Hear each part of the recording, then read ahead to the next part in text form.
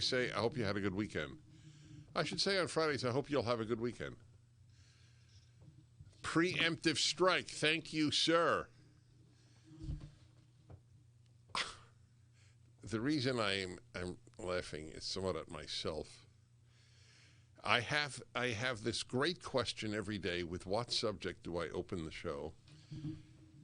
So this is grisly, but I just want to bring it to your attention as a symbol of the brilliant statement in the Talmud of almost 2,000 years ago. Those who are kind to the cruel will be cruel to the kind. And I've adopted that in so much of my life. My theory, my column on communism this week was, those who don't fight evil, this is a variation on that Talmudic thought, those who don't fight evil make up evils to fight. That's a good way of putting it. You know that? Can I trouble you? That's a good one. Those who do not fight evil make up evils to fight. And I'll give you an example. The release of so many people who have done horrible things to human beings in the name of justice, in the name of compassion, in the name really of chaos. Sorosian chaos, which is really redundant because all he does is sow chaos. He's a man who could truly be said to have made the world worse, having been in it. There are a number of people about whom that could be said. Most people, you can say, contributed something. Some people contributed nothing in either direction, and some people made the world worse. George Soros made the world worse. That's it. There's no doubt in my mind. He will so be regarded, but not perhaps in your lifetime, since the left has commandeered historical writing. So the story is reflective of our thinking. This has nothing to do with Soros specifically, or the prosecutors, district attorneys. This is a repeat felon has confessed. Daily Mail. A repeat felon has confessed to killing his neighbor, cutting out her heart. I won't read you the rest. And then murdering his uncle and 4-year-old girl. This happened in Oklahoma this month, actually just 2 weeks ago.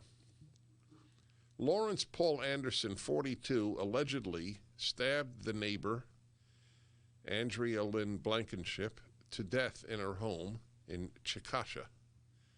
He then went back to his house and stabbed 3 people, his uncle, aunt, and their granddaughter, the same day, according to the Oklahoma State Bureau of Investigation. The triple murder sparked outrage after it emerged that Anderson had been released from prison early in January. See, this is a story that should have national attention. Not Jussie Smollett's story.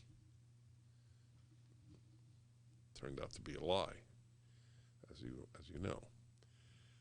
He was sentenced to serve 20 years behind bars for gun and drug offenses in 2017, before Governor Kevin Stitt commuted the sentence to 9 years at the recommendation of the Oklahoma Pardon and Parole Board. Not done. Anderson has spent much of the past 15 years in prison. In 2006, he was sentenced to 4 years for attacking his girlfriend and pointing a gun at her, and for possessing crack cocaine with intent to distribute. He was released after serving less than 2 years. You attack your girlfriend, point a gun at her, and it's less than 2 years, all right? Not done. Anderson landed back in lockup in 2012 when he was sentenced to 15 years for selling crack cocaine near a Chickasha elementary school. He was released after 5 years and 4 months with 20 years probation. Less than 5 months after that release, Anderson was arrested for confronting a woman with a handgun in a church parking lot.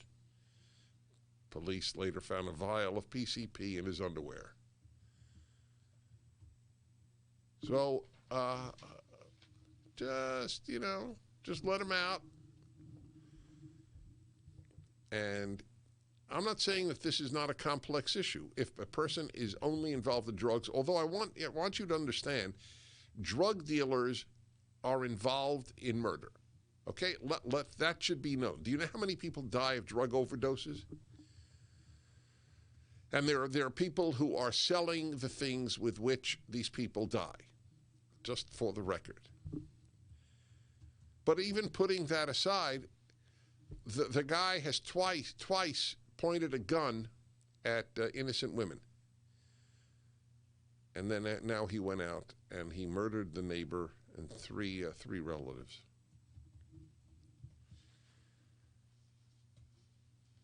Yep. All right. That goes under the file of how to get that off my chest.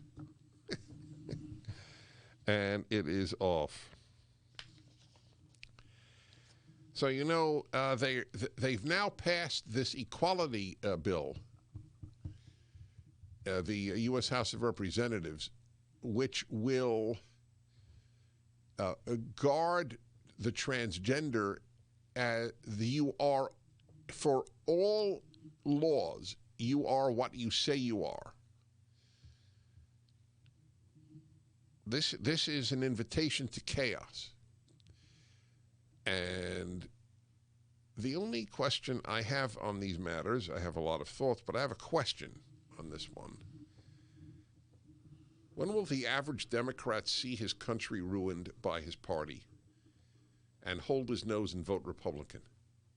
That's the only answer.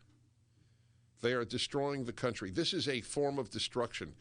Why is it fair for biological men to race against biological women? Here's an example of the cruelty to decent people. And I'm not saying the transgender are cruel in light of my early Talmudic statement. It has nothing to do with that. My heart goes out to the transgender, okay? It can't be a happy life to be at odds with your biological sex. That's just the way it is, and my heart goes out to these people. So that's a separate issue. My heart also goes out to people who in salons who how do I say this on a family show that remove body hair from the private parts of women, right? So it's women who are doing that, obviously, and it's very, very common practice. And now, if a person comes in and says, "I'm a woman," then you must remove the hair from the private parts that belong to a male, right? Do you understand? I mean, just to give you one little ramification.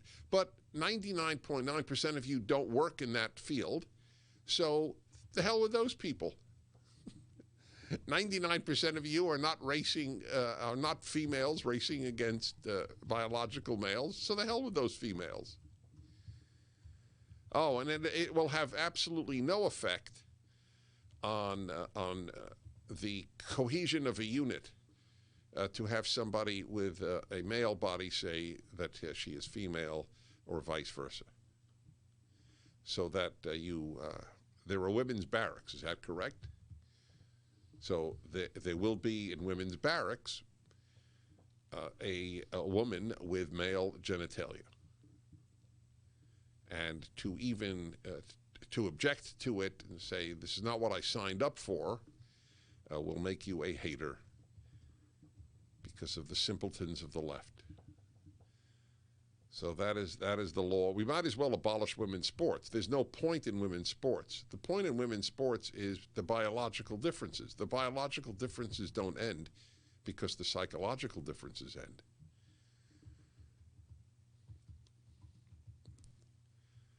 You know what's fascinating? I read study after study, activist after activist. A disproportionate number of the people who were active in this arena are female. It's interesting. I can't figure it out. But it so has hit me. I just look. Oh, a study was written showing that there's no issue with the transgendered in the Army, and of course the study was written by two women. We'll be back.